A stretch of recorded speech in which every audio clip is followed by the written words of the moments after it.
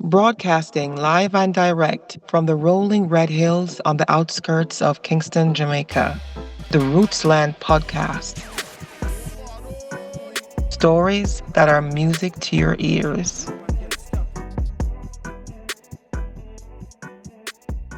Greetings, everyone, and these are tough times in Rootsland.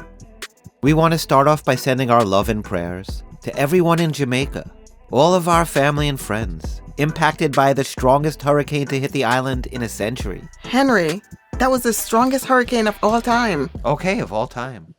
Hurricane Melissa didn't just pass. She carved her name into the island and tore a hole right through the heart of Rootsland. 2/3 of Jamaica lies in ruins. The western parishes St. Elizabeth, Westmoreland, the fertile plains around Black River and Santa Cruz gone under. Fields that fed the nation, now flattened. Montego Bay Airport, torn apart, and all along the south coast, looks less like paradise and more like a war zone. But if there's one thing I've learned in all my years in Jamaica, she bends, but she doesn't break.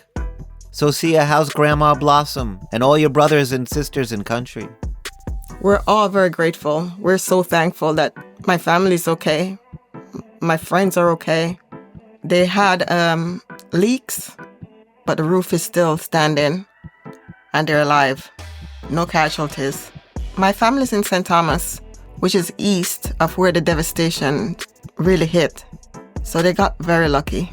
If the eye of the storm had hit them, it would have been devastating. Where the eye hits land makes all the difference. Just a mile or two decides who lives and who dies. Very true.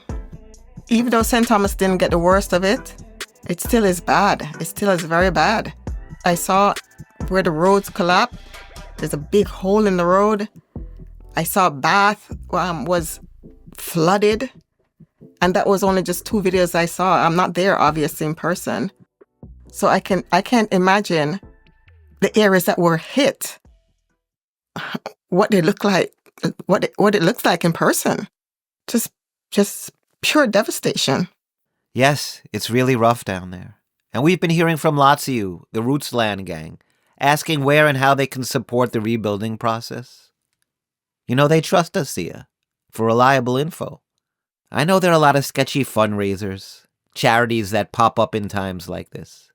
So at the end of the show, we're going to tell you a great way how you can do your part. Yeah, you have to be careful because of all these scammers out there, especially with social media and TikTok and all that. So Sia, like I was just telling you before we went live, Jamaica always finds a way to smile in the sorrow, doesn't it? To find purpose in the pain. Remember Hurricane Gilbert, 1989, right before I moved to Jamaica? The whole island was nearly flattened. But just months later, the biggest song on the radio and the streets was Love and Dear's Wild Gilbert. I remember Wild Gilbert. Who could forget? Una see me dish, una see me satellite dish. That sounded like the opera version.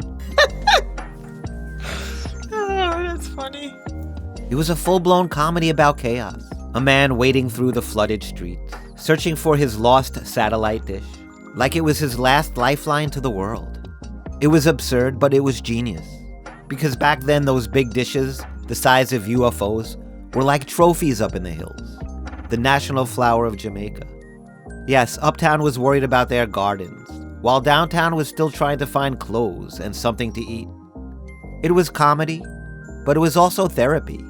Half the island lost their homes. The other half lost their cable service. And somehow everyone ended up joining together as one to rebuild the country. Because Jamaicans do have this gift. The ability to turn pain into performance. To process disaster through music, through faith, through humor. It's like the island knows you either laugh or you drown. The song Wild Gilbert became a kind of mirror. A joke that revealed something real. Because in every storm there's always a divide. The uptown worried about losing signal. The downtown worried about what to eat for dinner. But through it all, music united the people. It gave everyone a space to breathe again, to move again, to remember you are still alive. You know, Sia, it's not just the hurricane. It feels like even before Melissa, People had forgotten what it meant to really be alive. So true. Very true. We've been caught up in our own worlds, our own bubbles, scrolling past each other instead of actually reaching out. And it's not just one generation. It's everybody feeling it. Lonelier, more disconnected, like we're all living behind glass. Henry, we actually are. Everybody's on their phones or behind their big computer screens. Good point. And we've talked about that before on the show. How the noise of modern life drowns out real connection. So anytime I come across something that offers a little hope, a way to feel more human again, I want to share it with our audience. And what better time than now?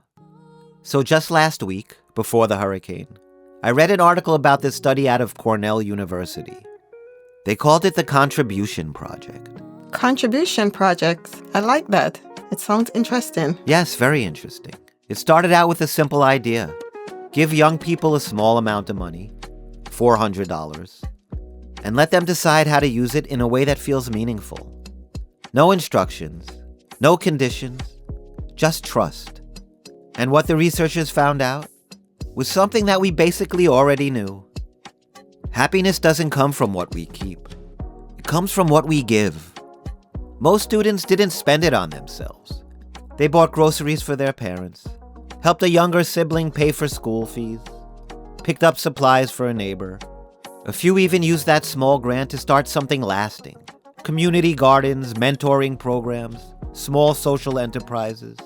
Initiatives not for profit, but for people. And the results were remarkable. Those students reported feeling more connected, more useful, more alive. They were happier, not because they had more, but because they had done more. One young woman said, "It made me realize I could do something small, and it would still matter." That sounds like me. It does. You're a giving person. That's it right there. The pulse of purpose. Knowing your hands can change something, even in the smallest way, and that what you do matters. The lead researcher, Dr. Anthony Burrow, called it purpose in motion. And that phrase stayed with me. Because you can't just think your way into purpose. You have to move into it. You take a step, no matter how small, and meaning begins to take root beneath your feet. Purpose isn't a privilege. It's a practice. And when you move with it, when we use what little we have to help someone else, life begins to expand. That's what science says. But we didn't need a study in upstate New York to know what Jamaicans and Rastafarians have known forever. This is what Rastafarians call livity, the divine energy that flows through all living things, to live in rhythm with the world, to move with intention, to live right, eat right, think right. It's about balance between self, earth, and spirit. When you live with livity, everything you do carries meaning. You don't need wealth or titles or permission, just a sense of belonging and motion. You see it in a farmer tilling his soil, a mason working with stone, in the drummer beating his Nyabingi drum, each one moving in harmony with creation, planting, building, singing. That's what reggae has always been about. Rhythm as remedy, movement as medicine, music as prayer. Because the Rastafari knew long before any scientist wrote it down. You can search the entire world for happiness, but it's not something you find. It's something you create. It's that vibration you send out when you live life with purpose. Sia, do you think that Dr. Burrow at Cornell University, the head researcher, is a fan of the reggae band Third World? A fan of Third World? How should I know? That's so random. Well, decades before his purpose in motion theory, Third World had the song Sense of Purpose, which sounds a lot like his premise. They said when you have a sense of purpose in love and in life, you gain the strength to rise above negativity, to overcome that darkness. Because purpose isn't just what we do. It's how we live, how we love. It's how we lift each other up. It seems like after every storm, Gilbert, Ivan, Dean, Jamaica always found its rhythm again. In a song, in a dance, in a reason to rise. It's what Bob Marley meant when he sang the words, "Forget your troubles and dance." He wasn't saying ignore them. He was saying move through them. Because a person in motion stays in motion. Small movements become mighty causes. Bob Marley knew when you keep on moving, you resist stagnation, you resist apathy, you resist and defy a system that wants you to sit still, to stay numb, to scroll your way through the day. Because motion in mind, in body, and spirit is life. You know, as I see all these pictures and posts of devastation across the island, there is so much I do not recognize. Small towns and fishing villages along the south coast, from Treasure Beach to Sav Lamar, are gone. Bluefields, child home of Peter Tosh, where I stayed last year while working on the show, leveled. The agricultural heartlands of Mandeville and St. Elizabeth, towns of Santa Cruz and Holland Bamboo, completely unrecognizable. But in the middle of all that wreckage, there was something I did recognize: Jamaican spirit. I observed it in a group of locals helping an elderly woman take stock of what little was left of her seaside beach bar. I saw it in a neighbor hoisting a water tank back onto another man's roof. In road crews, made up of farmers and shopkeepers, clearing fallen trees with everything from chainsaws to machetes. In street vendors, who had lost practically everything themselves, handing out free breadfruit to the volunteers cleaning up. And in one small moment that said it all, a young girl wiping tears from her mother's face, saying softly, "Don't worry, Mom, we will build back again." That's the Jamaica I know. The one that took me in all those years ago and made me feel at home. I know in the days ahead, the politicians and business leaders will rush to rebuild the airports and seaports, the hotels and attractions that draw the world to our shores. After all, tourism keeps the lights on. Business is business. But Jamaica's true wealth doesn't lie in its resorts or revenue. The island's greatest resource has always been its people. Golden sunsets and white sandy beaches exist all over the world. But the warmth, the humor, the generosity, that's uniquely Jamaican. That's what keeps people coming back. That's what keeps the island alive.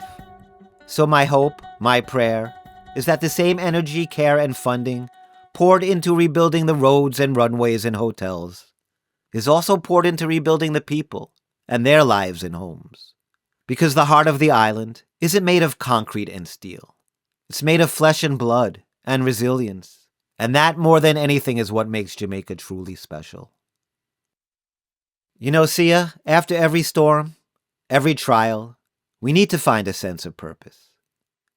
And since Melissa hit, a lot of our listeners, friends of Rootsland, have reached out, asking how they can help in a real way.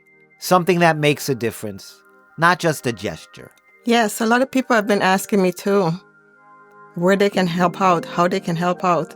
Well, one of our Rootsland soldiers and close friend to the show, Billy Bronner, the same man who brought me down to the Peter Tosh Festival last year, is working directly with a community that needs us now more than ever.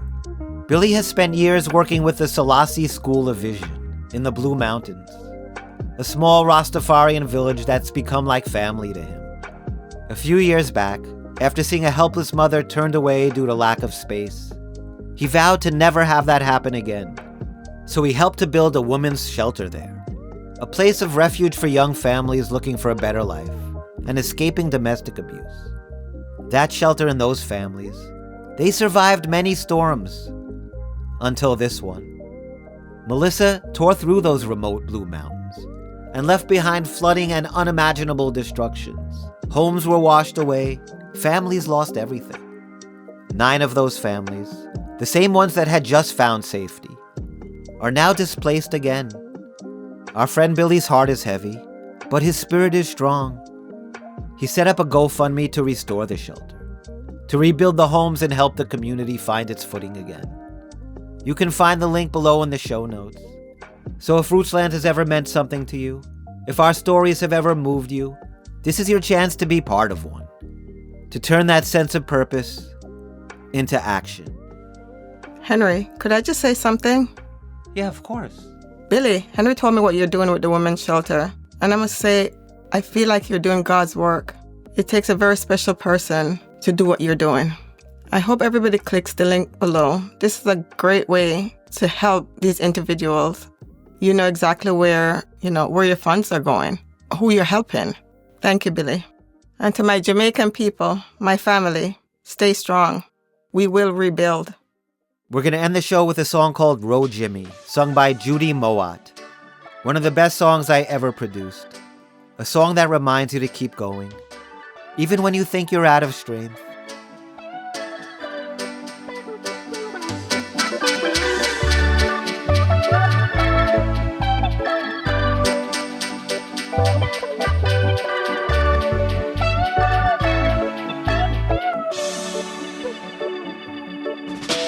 Surely catch a rabbit by his heel.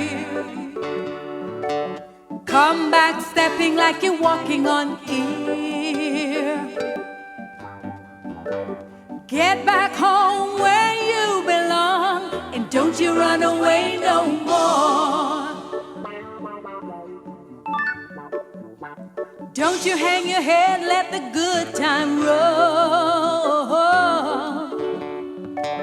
Grass shack nailed to a pine wood floor. Ask the time, baby, I don't know. Come back later, gonna let it show. And I say, roll, Jimmy, roll. Gonna get there, I don't know. Seems a common way to go. Get down, roll, roll, roll, Jimmy, roll.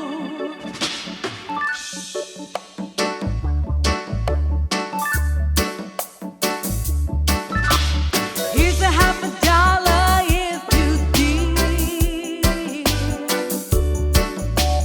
Double twist when you hit the air. Look at Julie down below by the river at the reggae show.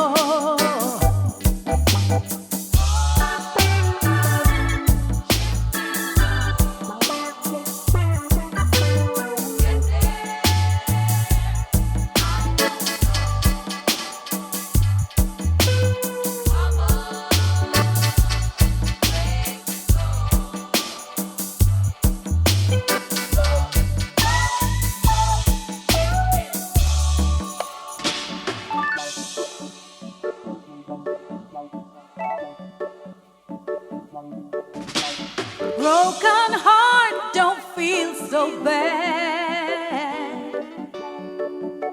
You ain't got half of what you thought you had. Rock your baby to and fro, not too fast and not too slow. And I say, roll, Jimmy, roll. Gonna get there, I don't know. Seems a common way to go. Get down, roll, roll, roll, roll, roll. That's the way it's been in town ever since they tore the jukebox down. Two-bit piece don't buy no more, not so much as it's done before. I say roll, Jimmy, roll. Gonna get there, I don't know. Seems a common way to go. I say roll, roll, roll, Jimmy, roll.